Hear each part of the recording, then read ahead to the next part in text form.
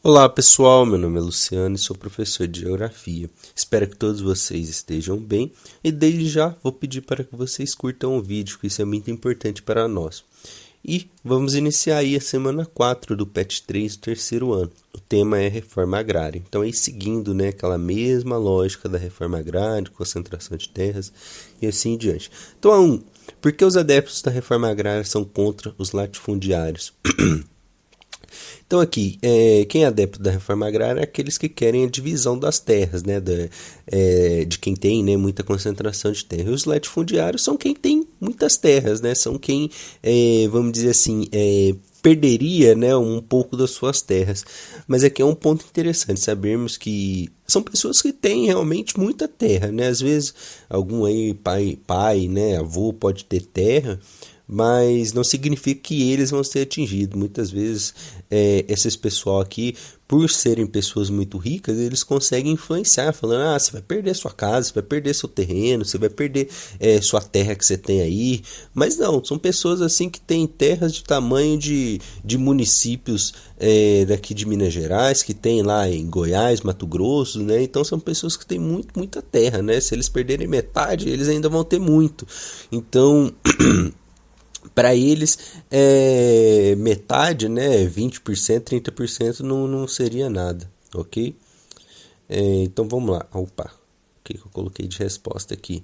Então são contra devido aos latifundiários serem responsáveis por estarem com a maior parte das terras em mãos, ok? Então bem simplesinho aí. 2. Para fazer o verdadeiro ou falso, Uma das fontes de concentração de terras no Brasil nas mãos de poucos está na Lei de Terras de 1850. Então essa é a verdade. Foi essa lei que ajudou, a ter essa concentração de terras. Verdadeiro. A expansão do agronegócio no meio rural brasileiro tem aumentado a produção e provocado o êxodo rural. Então verdade também. O agrobusiness, tem levado conflito para o campo brasileiro, principalmente com movimentos sem terras. Verdadeiro também. A questão agrária brasileira está praticamente resolvida com a distribuição de terras. Então isso aqui a gente sabe que é falso. É o que a gente mais está vendo aqui, que é o que está errado. E um dos graves problemas do meio rural é o uso intensivo de produtos químicos e de sementes geneticamente modificadas. Então essa é a verdade também. Ok? Então, verdadeiro, verdadeiro, verdadeiro, falso, verdadeiro. A 3, ele tem esse gráficozinho, Tá até meio estranho aqui falar, que tá, os gráficos revelam, então, eu creio que seria, os gráficos revelam seria aqui, E aí fala, para anotar aqui a alternativa correta. Então, será aqui na letra D. Grande quantidade de propriedades com até 100 hectares correspondem as menores parcelas da área ocupada, o que significa uma distribuição desigual da terra. Ok? Então, isso daí é só analisando os gráficos. 4. Acerca do movimento dos sem terras e da reforma agrária no Brasil. É correto afirmar que, letra D, a Constituição de 1988 estabeleceu ser obrigação do governo realizar reforma agrária, E, diante da inoperância governamental, o MST articulou ações de ocupação de terras. Então, a gente sabe que a reforma agrária ela é do governo, Então, assim, muitas vezes, como eu falei na primeira questão, ele ia perder 50% da terra.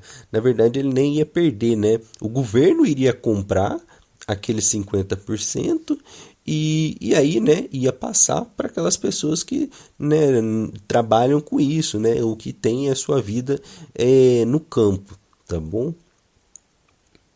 E aí passar mesmo, Passar por valores bem mais baixos, do que ele compraria, ou até mesmo em concessão mesmo. No Brasil, a reforma agrária nunca foi plenamente realizada. Quais são os principais fatores que impedem a sua realização no país?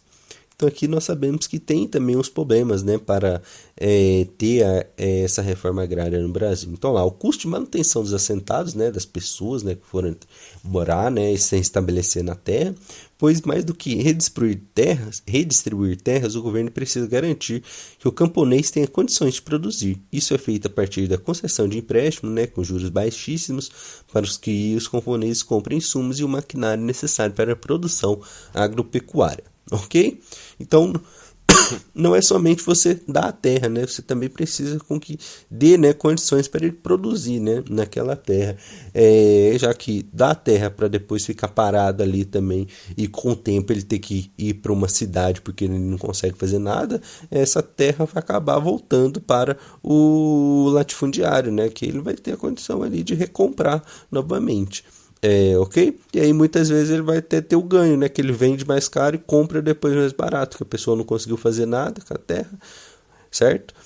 Então assim terminamos, espero que tenham gostado, tenham entendido. Qualquer dúvida, sugestão, vocês podem comentar aí. E não se esqueçam de curtir, que isso é muito importante para nós, ok? Bons estudos e tchau, tchau.